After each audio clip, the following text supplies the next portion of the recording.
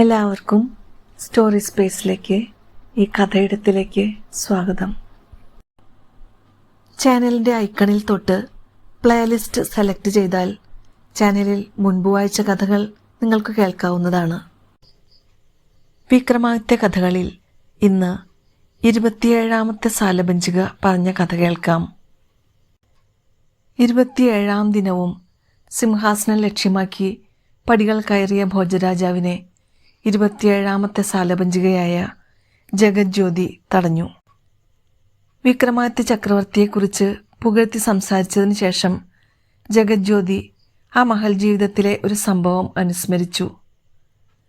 വിക്രമാദിത്യൻ ഉജ്ജയിനിയിൽ വാഴുന്ന കാലം ഒരിക്കൽ ഒരു രത്നവ്യാപാരി അദ്ദേഹത്തെ കാണാനെത്തി. തൻ്റെ കൈവശമുള്ള വിവിധ രത്നങ്ങൾ അയാൾ ചക്രവർത്തിയുടെ മുന്നിൽ നിരത്തി. അവയെല്ലാം തന്നെ ചക്രവർത്തിയുടെ ശേഖരത്തിൽ ഉള്ളവയായിരുന്നു.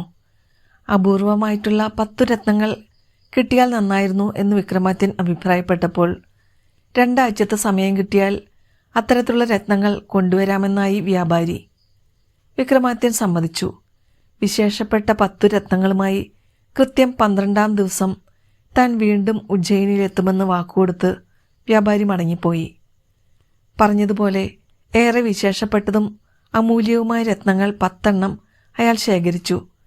പറഞ്ഞ ദിവസം തന്നെ കൊട്ടാരത്തിലെത്തണമെന്നുള്ള നിശ്ചയമുണ്ടായിരുന്നതിനാൽ തിടുക്കപ്പെട്ട് അയാൾ ഉജ്ജയിനിയിലേക്ക് തിരിച്ചു. പക്ഷേ വഴിയിലുള്ള ഒരു പുഴ അപ്പോഴേക്കും കരകവിഞ്ഞൊഴുകാൻ തുടങ്ങിയിരുന്നു. കൂടാതെ നല്ല മഴയും. വ്യാപാരി തോണിക്കാരനെ സമീപിച്ച് തന്നെ പുഴ കടത്തണമെന്ന് ആവശ്യപ്പെട്ടു. ഈ മഴ കാണുന്നില്ലേ? കൂടാതെ കാറ്റുമുണ്ട്. ഇപ്പോൾ തോണി ഇറക്കാൻ സാധ്യമല്ല, തോണിക്കാരൻ കട്ടായം പറഞ്ഞു. അങ്ങനെ പറയരുത്. ഇന്നു തന്നെ എനിക്ക് ചക്രവർത്തിയെ കണ്ടേ പറ്റൂ.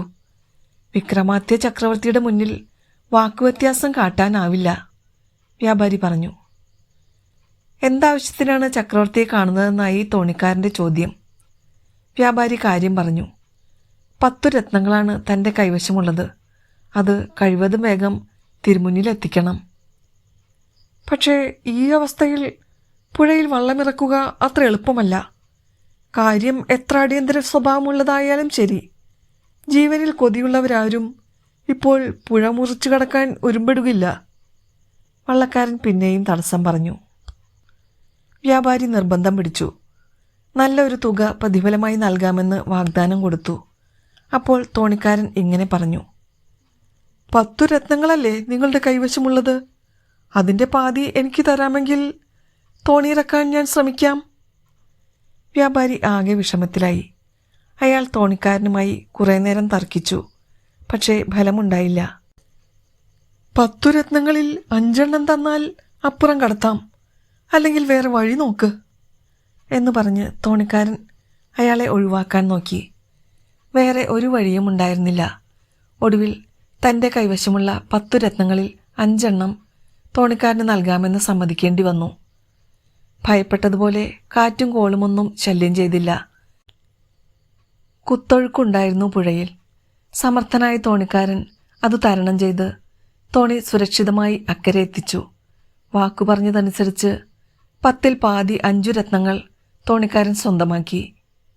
കൃത്യദിവസം തന്നെ വ്യാപാരി രത്നങ്ങളുമായി തിരിച്ചു വന്നതിൽ വിക്രമാദിത്യന് സന്തോഷമായി.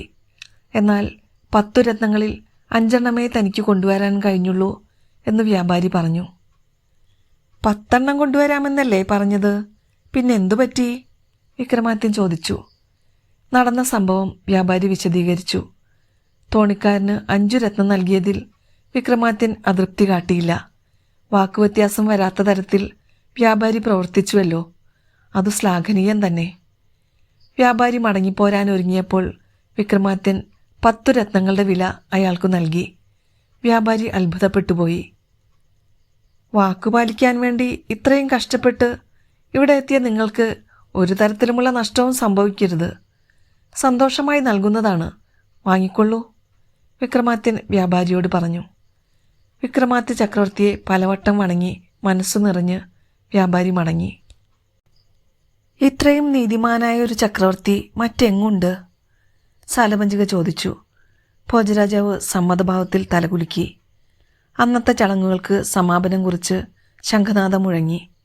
ഭോജൻ തൻ്റെ അനുചരന്മാരോടൊപ്പം കൊട്ടാരത്തിലേക്ക് മടങ്ങി.